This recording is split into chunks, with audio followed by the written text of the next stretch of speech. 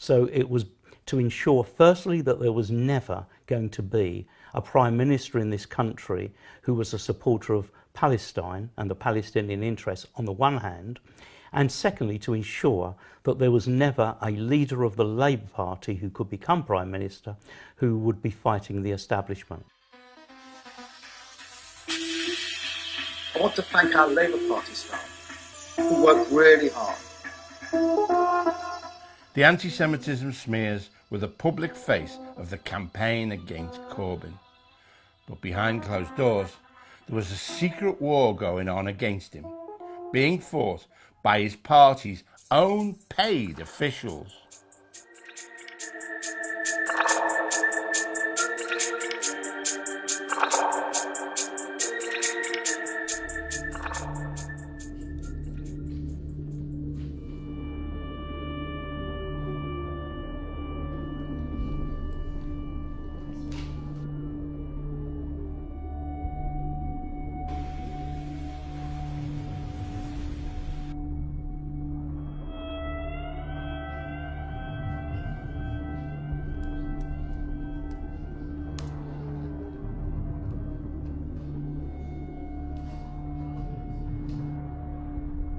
A leaked internal report revealed the electronic conversations of the Labour Party staffers. In 2017, the bureaucracy of the Labour Party itself was infested with these depraved people who acted against the party. The emails that were linked demonstrated that people right at the top of the Labour Party and the senior officials in headquarters were actively working against Labour. You were Secretary of South Thanet Labour Party. What was the feeling you got in your dealings with the national bureaucracy? I thought they were downright obstructive. And that surprised me because I thought they were supposed to help us, not us help them. And when I found out later that they were actually being deliberately obstructive to make life difficult for people who supported Corbyn, I wasn't surprised because that had been my experience all through. The secret war began in spring 2015, when Labour staffers set out to block anyone wanting to join the party to vote for Jeremy. They called it trot hunting, or trot spotting, trot hunt, bashing trots, the trot busting. Trot, of course, is short for Trotskyist, a follower of Russian revolutionary Leon Trotsky. But Labour's trot busters used it for almost anyone on the left of the party. Like one new recruit said, slowly you realise that everyone else, is much more right-wing and considers anyone left of Brown to be a trot. And if you didn't openly attack the trots, then maybe you were a trot. Watch out for he's a trot. Watch out what you say when he's about. He's a trot. Well, that is a right trot. Lovely guy, but the enemy as far as these chats are concerned. Annoying he's here. Viper in the nest. And as for anyone who openly supported Corbyn, I mean, they were crazy. Literally. We're totally The party's about to be taken over by complete nutjobs. Momentum of mentalists. Half of our current membership have serious mental health problems. That's the frightening thing. Yeah, all the people commenting on Twitter, Facebook and elsewhere are completely mental. We're so screwed. Did you know you were a trot? I don't think I'm politically informed enough to call myself a Trotskyite. Did you know you were a nut job? Yeah. Maybe you had serious mental health problems? If that's what they were saying, then that's disgraceful. I'm not surprised they were calling us names, because they behaved as if we were the enemy very often.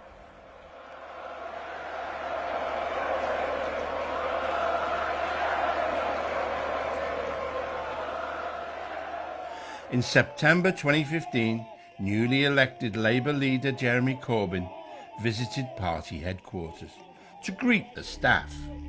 The staff were less than overjoyed.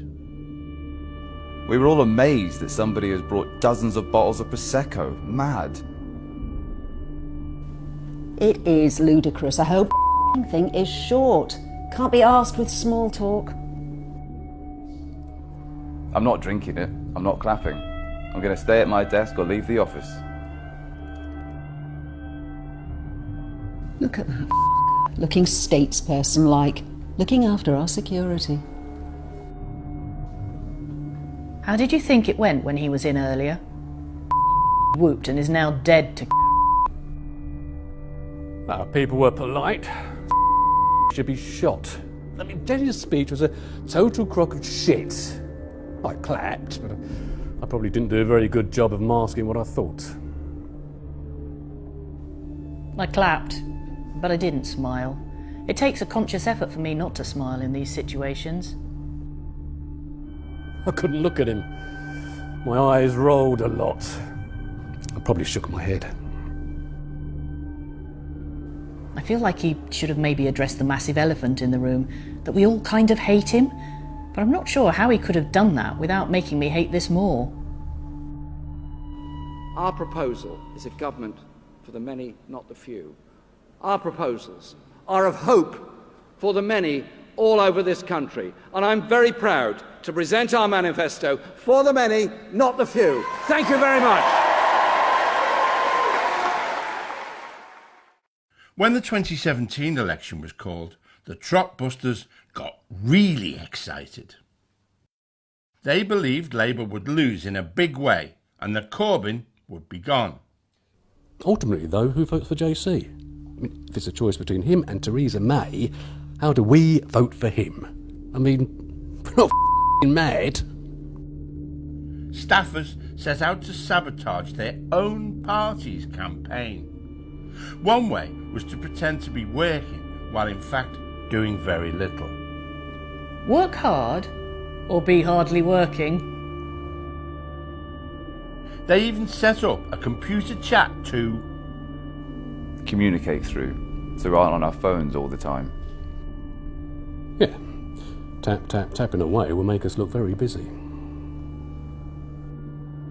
But they put plenty of work into hiding from Corbyn's people where Labour's campaign funds were going.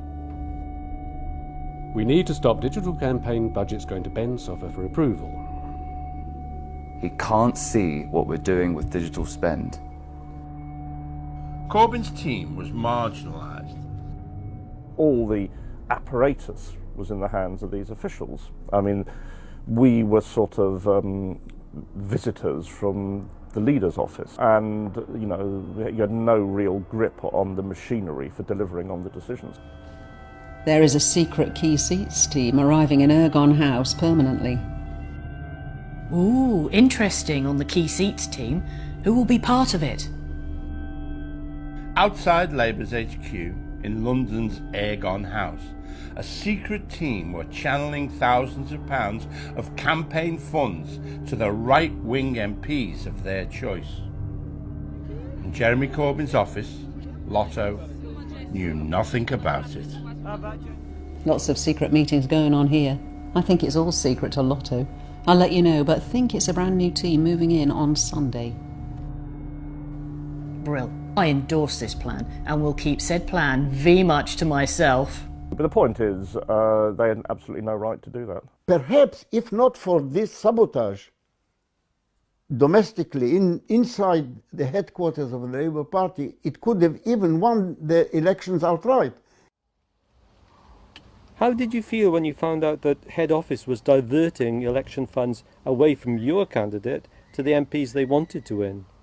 Well, that was our experience. They kept telling us to go and campaign in Canterbury, not in South Thanet. And my only thought is that they were trying to bring Jeremy down. In the end, it was not the paid officials who brought Corbyn down, but an MP who said he was on his side. I want to pay tribute to Jeremy Corbyn, who led our party through some really difficult times, who energised our movement, and who's a friend as well as a foe.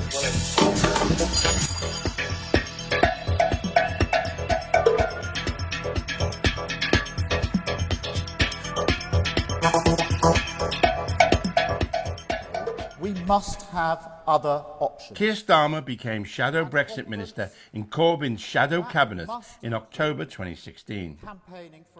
It was the beginning of the end for the Corbyn project.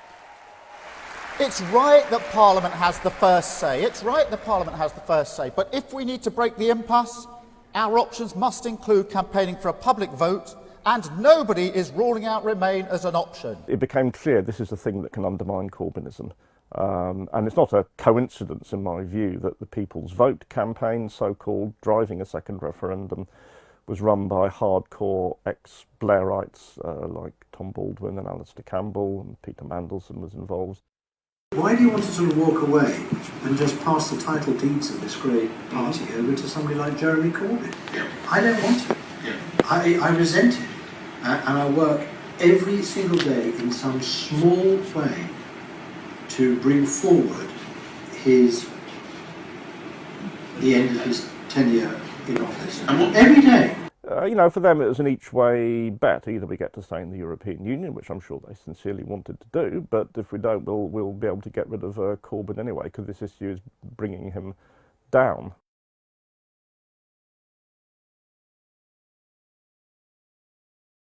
Corbynism was at its strongest when it was an insurgency against the establishment. When it spends, well, more than a year, 2 years, basically stonewalling, getting involved in parliamentary minutiae and, you know, all these prospective votes and on different options. Thank you, Mr. Speaker. This is a seminal debate in the history of this House and for the future of our country. And so the best trick was, let's make Labour a Remain party.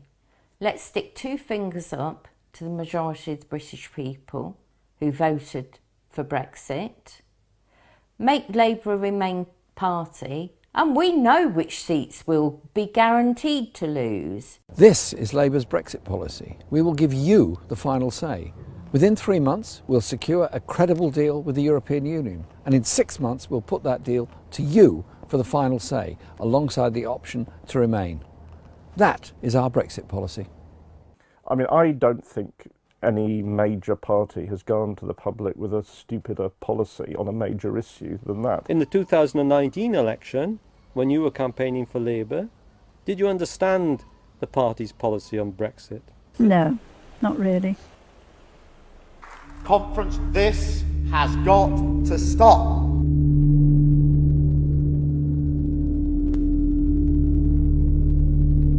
Was the colourless Starmer really an undercover saboteur?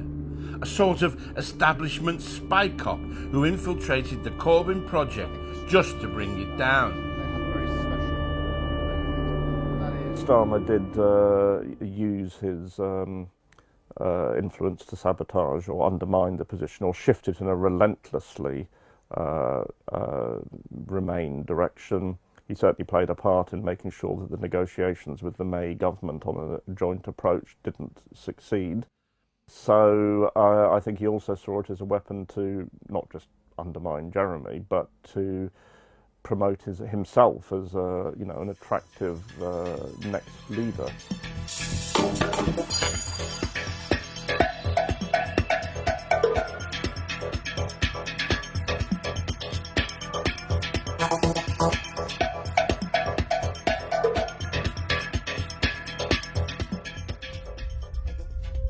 We have to bring our party and our movement together. And when we do that, what amazing things we do as a party. They said that we would never be able to create a national health service. And we did. They said we couldn't build a country fit for heroes, and we did it. They said you'll never get an Equality Act passed, and we did it. We took millions of children out of poverty. We created Sure Start, created the Open University. We decriminalised homosexuality, civil partnerships, schools, hospitals, the Good Friday Agreement. Peace in Northern Ireland. Impossible dreams made possible by Labour governments that they said we couldn't do. Those Labour governments were built by the Labour movement, coming together to bring about change. Now it's our turn. The next leg of the journey is for us. When Starmer became Labour leader in April 2020, many believed his pledges to continue Corbyn's policies and unite the party. Clearly, the Labour Party was had, basically. Starmer set out to wipe every trace of Corbyn from the party. His first big step was to get rid of Corbyn himself. In October 2020, 6 months after Starmer became leader, Jeremy Corbyn was suspended from the Labour Party. My immediate reaction was disbelief. It was just off the wall that the person who had been leading the party, who in 2017 had produced one of the best results Labour had ever had, should be suspended from the party. The grounds given for his suspension led me not just to disbelief, but also to outrage, because he was alleged to have said that the problem of anti-Semitism had been exaggerated. Well, I'll tell you for nothing, the problem of anti-Semitism had been exaggerated. Corbyn's team tried to get the suspension lifted, but this didn't go well. Now, I played a small part indirectly in trying to work to get that reversed, and we thought we had. A statement was drawn up, agreed, as we believe, with Starmer's office, where if Jeremy issued that, he would have his party membership back, and he did issue it, and a panel of the NEC did agree to give him his party membership back. No one had raised the question of you not getting the whip back at all then. Starmer refused to restore the whip to Corbyn. He was still an MP, but a Labour MP no longer. When you found out that Starmer was refusing to restore the whip to Jeremy Corbyn after he'd been suspended, how did you feel when you heard that? Outraged. It was unprecedented. And what it showed was, I think, that was the proof that they weren't only after destroying Jeremy, they were trying to demoralise the membership of the party. And they knew that when that happened, sections of the left would leave. I found it amazing that people thought that the Starmerites would ever have Corbyn back. The whole purpose of this, and it still is to destroy socialists and socialism. Now we can discuss about how socialist Jeremy is or whatever, but he's certainly the most left-wing leader of the party we've ever had. This is another example of Starmer's dishonesty. I really believe he is as dishonest as Boris Johnson is, albeit in a less flamboyant fashion.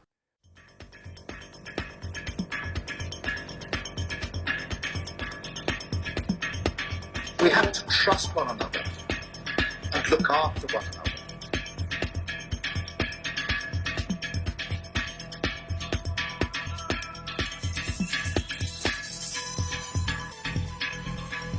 Corbyn's suspension was the beginning of Starmer's witch hunt. It was open season on anyone who dared to show support either for Corbyn or for the Palestinian cause.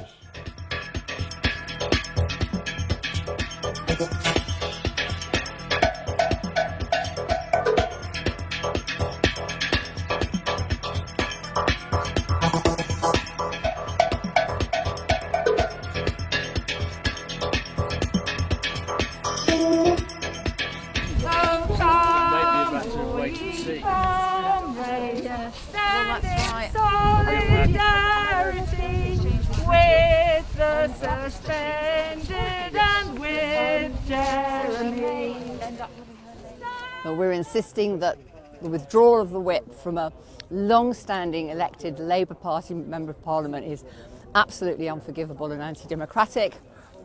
And we're also standing up for all those members who are now in waves being suspended for resisting the anti-democratic, increasingly authoritarian tendencies of the leadership. You cannot have paid officials of the party telling party members what they can debate.